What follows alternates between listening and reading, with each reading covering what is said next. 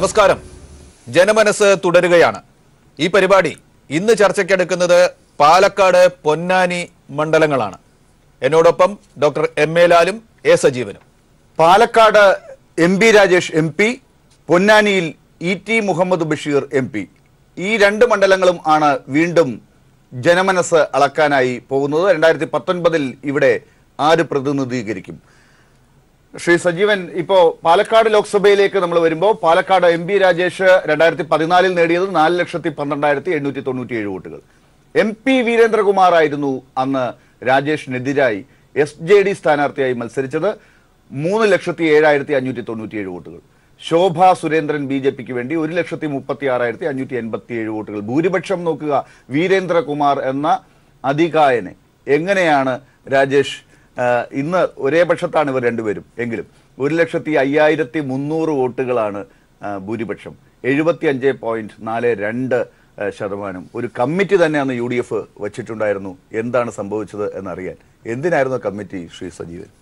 Committee ബാലകൃഷ്ണപിള്ളയുടെ നേതൃത്വത്തിലുള്ള committee കൊടുത്തുള്ള റിപ്പോർട്ടുണ്ട്. പുറത്തേക്ക് കോൺഗ്രസ്സുകാർ വിട്ടില്ല.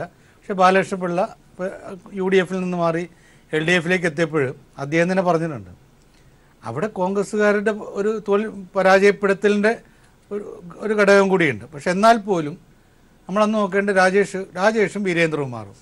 നമുക്കറിയാം വീരേന്ദ്രകുമാർ എന്ന് പറഞ്ഞാൽ നമ്മളൊക്കെ ഈ രാഷ്ട്രീയം പഠിച്ചു തുടങ്ങുന്ന സമയത്ത് ലാല് പറഞ്ഞ പോലെ അതികായനാണ്. അതെ, ശരിയായ ഒരു ഗുരുവായൂർ കേശവൻ്റെ രീതിയിലാണ് അദ്ദേഹത്തിൻ്റെ നോക്കും പ്രവൃത്തിയൊക്കെ. അപ്പം അങ്ങനെയുള്ള ഒരാൾ കോഴിക്കോട് മണ്ഡലം പലപ്പോഴും UDFിൻ്റെ അടുത്ത് പിടിച്ചെടുത്തുള്ള ഒരാൾ, കേന്ദ്രമന്ത്രിയായിരുന്ന ഒരാൾ, ഒരു വലിയ മാധ്യമ സ്ഥാപനത്തിൻ്റെ രണ്ട് വലിയ മാധ്യമ സ്ഥാപനങ്ങൾ, ദൃശ്യ മാധ്യമത്തിൻ്റെ അച്ചടി മാധ്യമത്തിൻ്റെ അമരത്തിരിക്കുന്ന ഒരാൾ. ഇങ്ങനെയുള്ള ഒരാൾ UDFിലേക്ക് വന്നിട്ട് അവിടെ മത്സരിക്കുകയാണ്. അപ്പോൾ UDF സാധാരണയിൽ മത്സരിക്കാവുന്നതിനപ്പുറത്ത് ജനതാദളിൻ്റെ അദ്ദേഹത്തിൻ്റെ പാർട്ടിയുടെ വോട്ട് കൂടി കിട്ടുന്നു. എന്നിട്ടും 1,05,000 ഭൂരിപക്ഷം എന്ന് പറയുന്ന ഒരു ഞെട്ടിപ്പിക്കുന്ന ആ ഞെട്ടലാണ് വീരേന്ദ്രകുമാറിന് പോലും ഉണ്ടായിരുന്നത്. തോറ്റാൽ കുഴപ്പമില്ല, പക്ഷേ എങ്ങനെ തൊട്ടപ്പുറത്തുള്ള മണ്ഡലങ്ങളിലൊക്കെ 37,000 38,000 എന്നൊക്കെ പറഞ്ഞ് നിൽക്കുന്നിടത്ത് ഇവിടെ 1,05,000 വോട്ട് ഭൂരിപക്ഷം. അതുകൊണ്ടാണ് ഈ അന്വേഷിക്കണം എന്ന് പറഞ്ഞ് അതിൽ വീരേന്ദ്രകുമാർ അന്ന് തോൽക്കുകയാണെങ്കിൽ പറഞ്ഞ രൂപത്തിൽ ഒരു 37,000-30,000 ഇടയിലുള്ള വോട്ടിന് തോൽക്കാം. ബാക്കിയുള്ളത് എന്താണെന്നുള്ള കാര്യം ബാലകൃഷ്ണപിള്ളയുടെ കമ്മിറ്റി കൃത്യമായി പറഞ്ഞു, ഇത് ഇന്ന തരത്തിലാണ്. പക്ഷെ അതിലൊരു നടപടിയിലേക്കും പോയിട്ടില്ല. ആ ഒരു പശ്ചാത്തലമാണ്. അതിനുശേഷമുള്ള 5 വർഷം അതാണ് ഞാൻ പറഞ്ഞത്. ഇത്തവണ സ്ഥാനാർത്ഥിയാക്കി വെക്കുന്നതിനെ കുറിച്ച് തുടക്കത്തിൽ മത്സരിക്കാനുള്ള സാധ്യതയുള്ള ഘട്ടത്തിൽ ഓരോരുത്തരും പറഞ്ഞിട്ടുള്ളത്, UDFിൻ്റെ നേതാക്കന്മാർ പോലും എൻ്റെ അടുത്ത് ചോദിച്ചൊരു ചോദ്യമുണ്ട്, പാലക്കാട്ട് ആരെ സ്ഥാനാർത്ഥി ആക്കി വെച്ചാലാണ് ജയസാധ്യത? പാലക്കാട്ട് സത്യത്തിൽ അന്നത്തെ ഈ പറയുന്ന രൂപത്തിലുള്ള ഗജകേസരിയായിരുന്ന വീരേന്ദ്രകുമാറിനെ തോൽപ്പിച്ച ഒരു ജയന്റ് കില്ലർ എന്ന് പറയാവുന്ന രാജേഷ് 5 വർഷം കൊണ്ട് ശരിക്കും ഒരു ഗജകേസരിയായി പാർലമെൻറ്റിനകത്തും പുറത്തും. അതാണ് അദ്ദേഹത്തിൻ്റെ പ്രത്യേകത. പാർലമെൻറ്റിന് അകത്ത് ശോഭിക്കുക എന്ന് പറയുന്നത് എളുപ്പമല്ല. നമ്മുടെ ഇവിടെയുള്ള കേരളത്തിലെ പല MP-മാരും സിറ്റിംഗ് MP-മാരുൾപ്പെടെ ദയനീയമായി പരാജയപ്പെട്ട ഒരു സ്ഥലമാണ് പാർലമെൻറ്റിനകത്ത് ശോഭിക്കൽ. അതെത്ര സുന്ദരമായിട്ടാണ് രാജേഷ് ഞാൻ പലപ്പോഴും ഇങ്ങനെ അവിടെയുള്ള ആ സെഷനൊക്കെ നടക്കുമ്പം ഉള്ള അവരുടെ പ്രകടനങ്ങൾ നോക്കും. ചില ആളുകളുടെ കാണുമ്പോൾ നമുക്ക് തലയിൽ മുണ്ടിടണോ എന്ന് തോന്നിപ്പോവും. ഇതല്ല, വളരെ കൃത്യമായിട്ട് കാര്യങ്ങൾ അവതരിപ്പിക്കുന്നു. ഇപ്പോഴത്തെ ആ സ്ഥാനാർത്ഥി അല്ലെങ്കിൽ ഒരു സിറ്റിംഗ് MP ഉണ്ടാക്കിയ ഒരു വലിയൊരു തട്ടകമുണ്ട്. ശരിക്കും പറഞ്ഞാൽ കോൺക്രീറ്റ് ഇട്ട് വെച്ച പോലത്തെ ഒരു തട്ടകമാണ്. പക്ഷെ പാലക്കാട് നോക്കുക സജീവൻ, 99 തൊട്ട് നോക്കുക.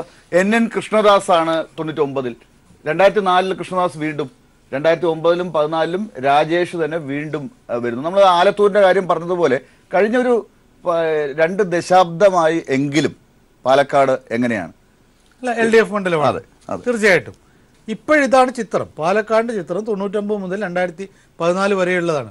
അതൊരു ചുവന്ന പ്രദേശമാണ്. ആ ചുവന്ന പ്രദേശത്തിന് ഒരു ചെറിയൊരു മാറ്റമെന്ന് പറയാവുന്ന രൂപത്തിൽ കുറച്ചുകൂടി കാറ്റ് വന്നിട്ടുള്ളത് ഈ BJPക്ക് ഒരു വലിയ സ്വാധീനം അവിടെ പിൽക്കാലത്ത് ഉണ്ടാക്കിയെടുക്കാൻ കഴിഞ്ഞിട്ടുണ്ട്.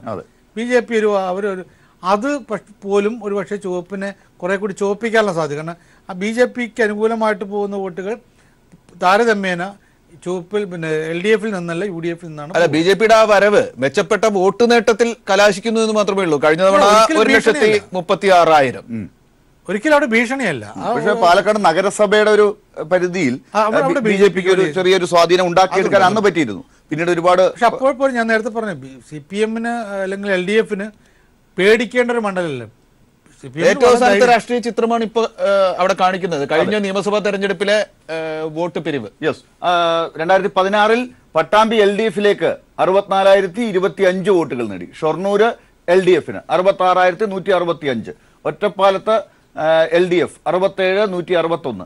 കോങ്ങാട് LDF 60,790. മണ്ണാർക്കാടാണ് UDF-ന് കിട്ടിയത്. 73,163 വോട്ടുകളാണ് UDF-ന്. മലമ്പുഴ VS-ന്റെ മലമ്പുഴ 73,299 വോട്ടുകൾ. അവിടെ UDF-ന് 35,333 വോട്ടുകൾ മാത്രം. പാലക്കാട് UDF ഷാഫി പറമ്പിൽ 57,559 വോട്ടുകൾ. NDA-യുടെ ചിത്രവും നോക്കുക. പാലക്കാട് നഗരത്തിന്റെ കാര്യം കൂടി പറയുമ്പോൾ അവിടെയാണല്ലോ ഏതാണ്ട് 40,076 വോട്ടുകളാണ് അവിടെ രണ്ടാം സ്ഥാനത്ത് വന്നിട്ടുണ്ട്. അപ്പോൾ ഇതാണ് ചിത്രം. ആകെ വോട്ടുകൾ LDF-ന് 4,30,30,953 വോട്ടുകൾ, UDF-ന് 3,62,886 വോട്ടുകൾ, NDA-ക്ക് 1,91,468 വോട്ടുകൾ. ഇതാണ് 68,000-ഓളം വോട്ടിന്റെ 68,000-ന് മേൽ വോട്ടിന്റെ വ്യത്യാസം LDF-ന് അനുകൂലമായിട്ടുണ്ട്. പാലക്കാട്ടും മലമ്പുഴയിലുമുള്ള BJP-യുടെ രണ്ടാം സ്ഥാനത്ത്, രണ്ട് സ്ഥലത്തും രണ്ടാം സ്ഥാനത്ത് BJP വന്നിട്ടുണ്ട്. അതാണ് പറയുന്നത് BJP-ക്ക് കുറച്ചൊരു സ്വാധീനം ഉണ്ടാക്കിയെടുക്കാൻ പറ്റിയൊരു കഴിഞ്ഞൊരു മണ്ഡലമാണ് ഈ പാലക്കാട് എന്ന് പറയുന്നത്. ഇതിൽ പക്ഷേ ഇനിയിപ്പോൾ അതിന് ഒരുപക്ഷെ അത് കുറച്ചുകൂടി അവർ നേട്ടമുണ്ട്. ആ നേട്ടം ഉണ്ടാക്കുമ്പോൾ നമ്മൾ നോക്കേണ്ടത് ഇവിടെ 35,000 വോട്ടാണ് മലമ്പുഴയിൽ UDF കിട്ടിയിട്ടുള്ളത്. അവിടെ പാലക്കാട്ട് ഒരു വേറൊരു ചിത്രമുള്ളത് LDF-ന് അവിടെ വളരെയധികം വോട്ട് കുറഞ്ഞു നഗരപരിധി.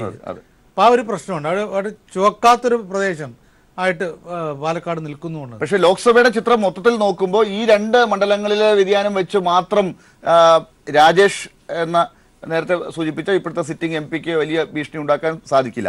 ഇവിടെ എല്ലായിടത്തും ഒരുപോലെ വരും. ഇപ്പോഴത്തെ ഒരു അവസ്ഥയിൽ അത് രാജേഷിന് വലിയൊരു അവിടെ അട്ടിമറി ഒരു സ്ഥലത്ത് സംഭവിക്കില്ല എന്ന് പറയാൻ പറ്റില്ല.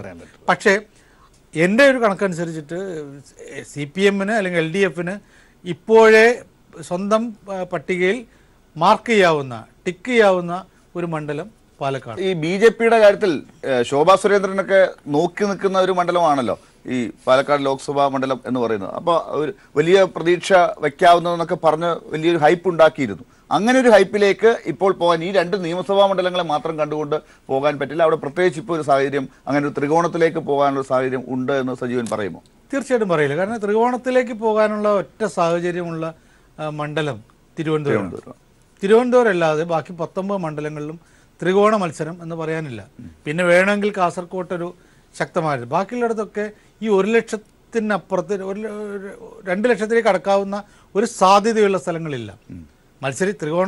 ത്രികോണമോ അല്ലെങ്കിൽ മത്സരി അട്ടിമറി നടത്തുമെന്നൊക്കെ പറഞ്ഞാൽ അത് വേണം. തിരുവനന്തപുരം ഞാനത് പറയില്ല.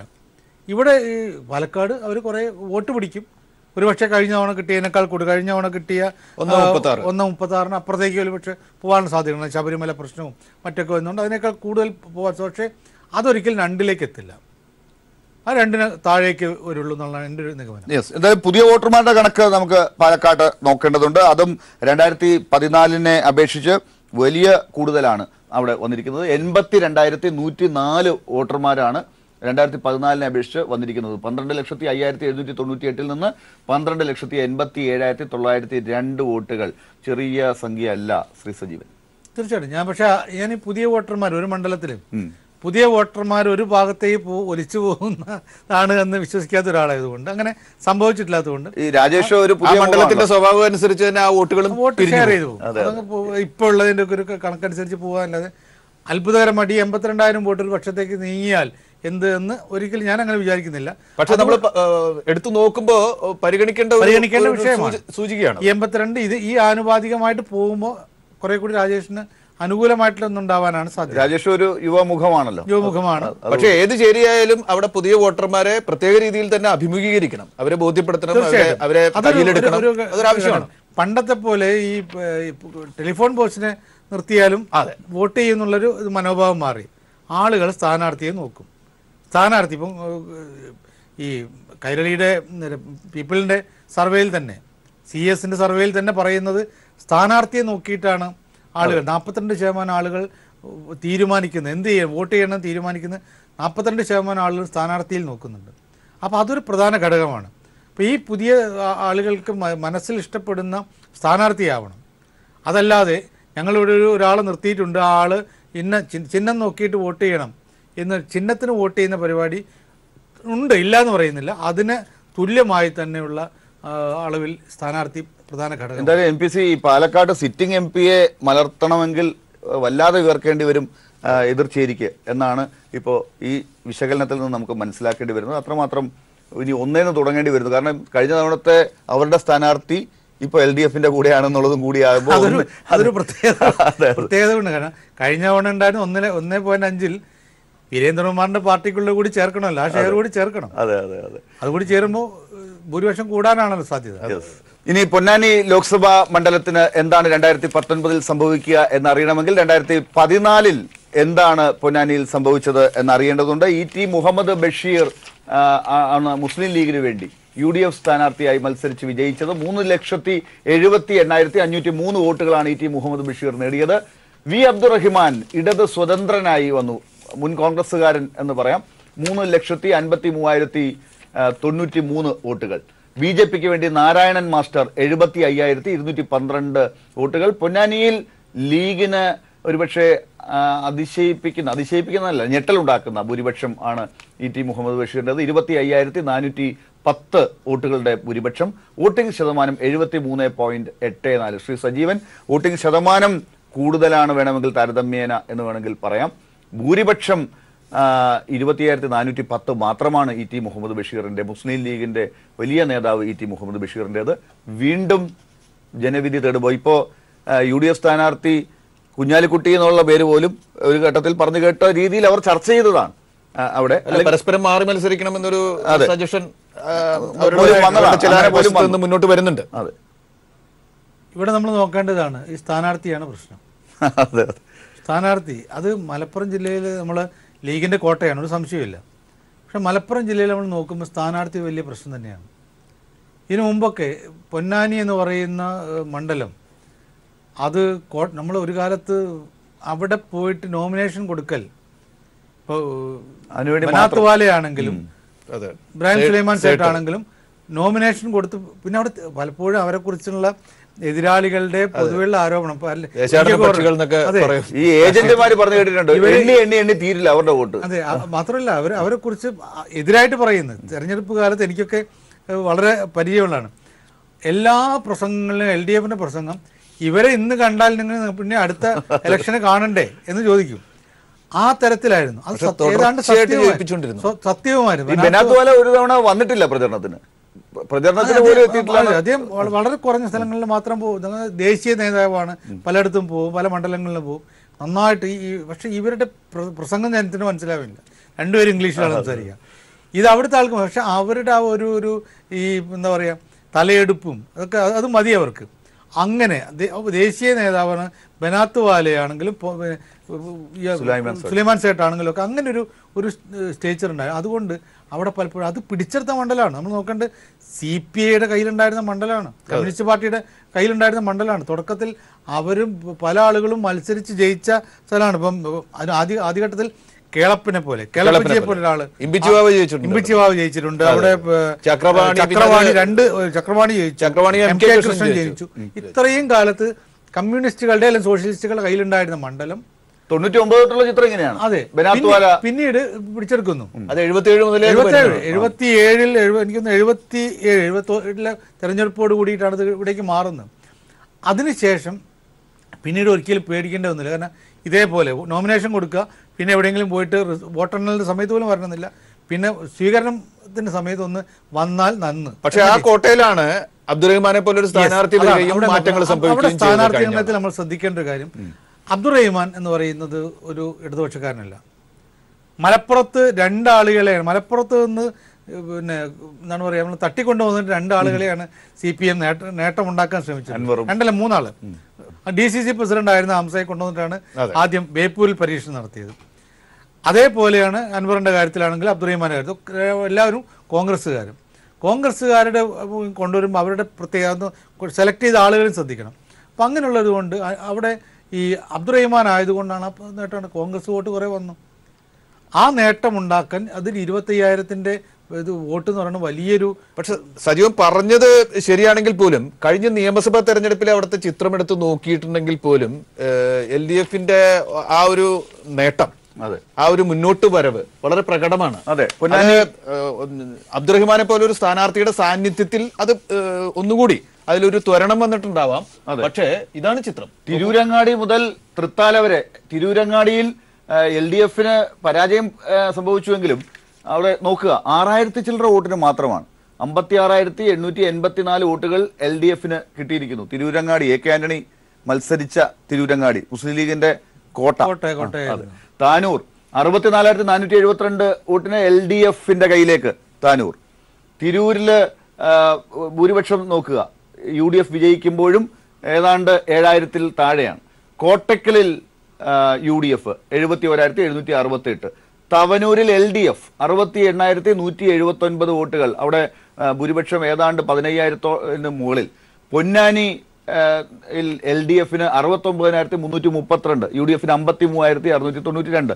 തൃത്താലയിൽ UDF 66,505 വോട്ടുകൾ, 9,000-ഓളം വോട്ടുകളുടെ ഭൂരിപക്ഷം. ആകെ വോട്ടുകൾ നോക്കുമ്പോൾ LDF-ന് 4,37,417, UDF-നാണ് മുകളിൽ വോട്ടുകൾ കൂടുതൽ. പക്ഷേ വോട്ടുകളുടെ എണ്ണം നോക്കുക, 1,500 വോട്ടിന്റെ മാറ്റമുള്ളൂ. 1,576, 4,38,993. അങ്ങനെ എന്തോ പൊന്നാനിയിൽ സംഭവിച്ചിട്ടുമുണ്ട്. പിന്നീട് അല്ല, ഇതിൽ ഒരു നോക്കേണ്ടത് തൃത്താല മലപ്പുറം ജില്ലയുടെ ഭാഗമല്ല, മലപ്പുറത്തിന്റെ കൾച്ചറും അല്ല. തൃത്താലയിൽ പിന്നീട് അവിടുത്തെ സ്ഥാനാർത്ഥി UDF സ്ഥാനാർത്ഥിയുടെ പ്രത്യേകത കൂടിയാണ്. അത് നമ്മൾ മാറ്റി നിർത്തണം. അത് പാലക്കാടിന്റെ സ്വഭാവം. പൊന്നാനിയും തവനൂരും അത് നേരത്തെ തന്നെ ഈ UDF-നും LDF-നും ഒരേപോലെ തുല്യ ഇതുള്ളതാണ്. അവിടെ സ്ഥാനാർത്ഥി വരുമ്പോൾ LDF സ്ഥാനാർത്ഥി നല്ല ജനകീയനാണെങ്കിൽ എപ്പോഴും പിടിച്ചെടുക്കുന്ന സ്ഥലമാണ്. കോട്ടക്കൽ UDF-ന്റെ മണ്ഡലം, ലീഗിന്റെ മണ്ഡലമാണ്. തിരൂർ ഒരു കാലത്ത് ET മുഹമ്മദ് ബഷീറിന്റെ തട്ടകമായിരുന്നു. വളരെ ശക്തമായിട്ട് നല്ല ഭൂരിപക്ഷത്തിനുണ്ടായിരുന്നു. അവിടെയൊക്കെ ഈ ഇത്ര കണ്ടാൽ പോരാ.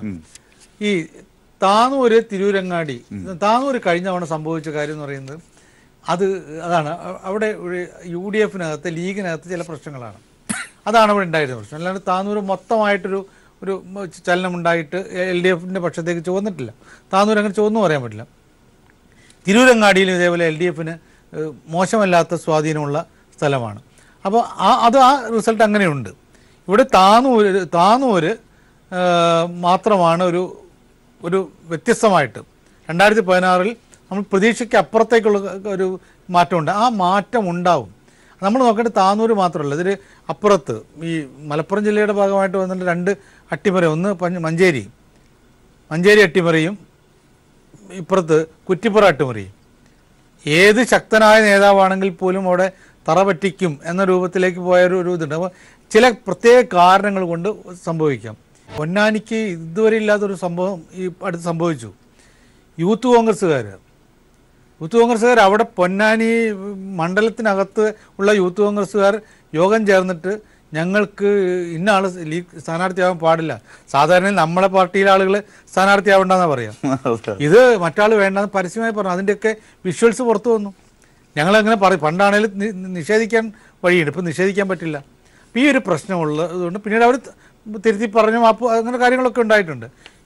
സംസ്ഥാന കോൺഗ്രസ് നേതൃത്വം ഇടപെട്ടു, അവർ മാറ്റി പറഞ്ഞു ഒക്കെ ഉണ്ടെങ്കിൽ പോലും ഇതൊരു എന്തെല്ലാമോ ഒരു സംഭവമാണ്. പൊന്നാനി ഇങ്ങനെയുള്ള അടിയൊഴുക്കുകളൊക്കെ സംഭവിക്കുമ്പോൾ 25,000 ഉള്ളൂ ഭൂരിപക്ഷം. ഒരു കാലത്ത് സ്ഥാനാർത്ഥി നിന്ന് പിന്നെ നോമിനേഷൻ കൊടുത്ത് പോയാൽ ജയിച്ചു. ഞാൻ നേരത്തെ പാലക്കാടിനെ കുറിച്ച് പറഞ്ഞല്ലേ, അവിടെ ഉറപ്പ് ഭൂരിപക്ഷം എത്ര ഉണ്ടെന്നേ നോക്കേണ്ടതുള്ളൂ എന്ന് പറയുന്ന ഒരവസ്ഥയിൽ നിന്നുള്ളൊരു മാറ്റം ഇത്തവണ പൊന്നാനിയിലുണ്ട്. പക്ഷെ അത് മാറ്റിയെടുക്കാൻ, ശക്തമായ രൂപത്തിൽ മാറ്റിയെടുക്കാനായിട്ട് ലീഗ്, കോൺഗ്രസ്സുകാർക്ക് അത്ര താല്പര്യമുണ്ട് എന്നെനിക്കല്ല. കോൺഗ്രസ് സംസ്ഥാന ഈ ചിത്രം കൂടെ നോക്കുക. അത് പുതിയ വോട്ടർമാർ 1,25,433 11,80,031 14-ൽ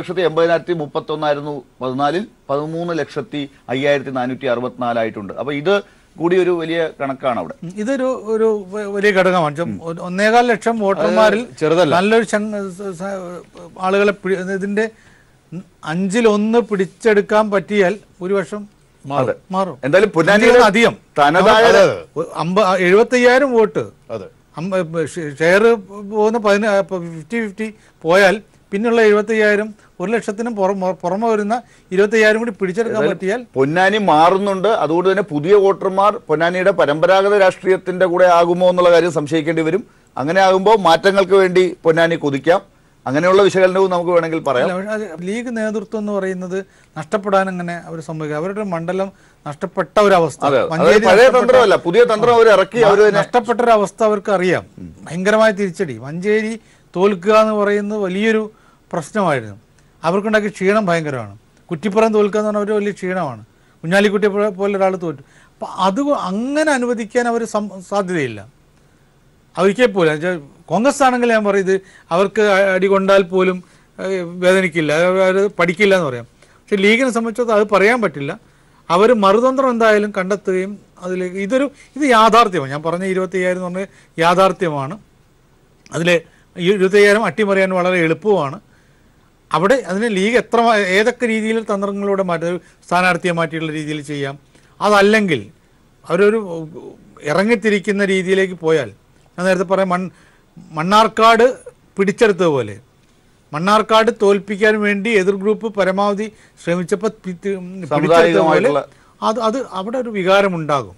ആ വികാരത്തിന് വേണ്ടി ഒരു പരമാവധി ശ്രമിക്കാനുള്ള സാധ്യതയും നമ്മൾ കാണേണ്ടതുണ്ട്. യെസ്, എന്തായാലും ഈ പാലക്കാടും പൊന്നാനിയും, പാലക്കാട് ഒരുപക്ഷെ കഴിഞ്ഞ തവണത്തേതുപോലെയുള്ളൊരു മത്സരത്തിലേക്ക് തന്നെ പോയാലും പൊന്നാനി രാഷ്ട്രീയമായി തന്നെ വ്യത്യസ്തമായ ഒരു മത്സര ചിത്രം നൽകും എന്നാണ് ഈ വിശകലനത്തിൽ വരുന്നത്. മുസ്ലിം ലീഗിനും പഴയ തന്ത്രങ്ങൾ പോരാ, പുതിയ രീതിയിൽ പയറ്റേണ്ടി വരും. നേർത്ത ഭൂരിപക്ഷം ആണ് ഇപ്പോൾ 2016 ചിത്രം നൽകുന്നത്. അവിടെ നിന്ന് എങ്ങോട്ടേക്ക് മാറും പൊന്നാനി എന്നതാണ് ഇനി അറിയേണ്ടത്. അത് നമുക്ക് അടുത്ത വിശകലനങ്ങളിലേക്കൊക്കെ പോകുമ്പോൾ അതിലേക്ക് വരാം. ഇന്നത്തെ ഈ എപ്പിസോഡിൽ പാലക്കാടും പൊന്നാനിയും ആണ് നമ്മൾ ചർച്ച ചെയ്തത്. ഇനി അടുത്ത എപ്പിസോഡിൽ നമുക്ക് കാണാം. ഇന്ന് ചർച്ചയിൽ പങ്കെടുത്ത ശ്രീ സജീവന് നന്ദി. ഒപ്പം അവതാരകനായി എന്നോടൊപ്പം ഉണ്ടായിരുന്ന ഡോക്ടർ NP ചന്ദ്രശേഖരനും നമസ്കാരം.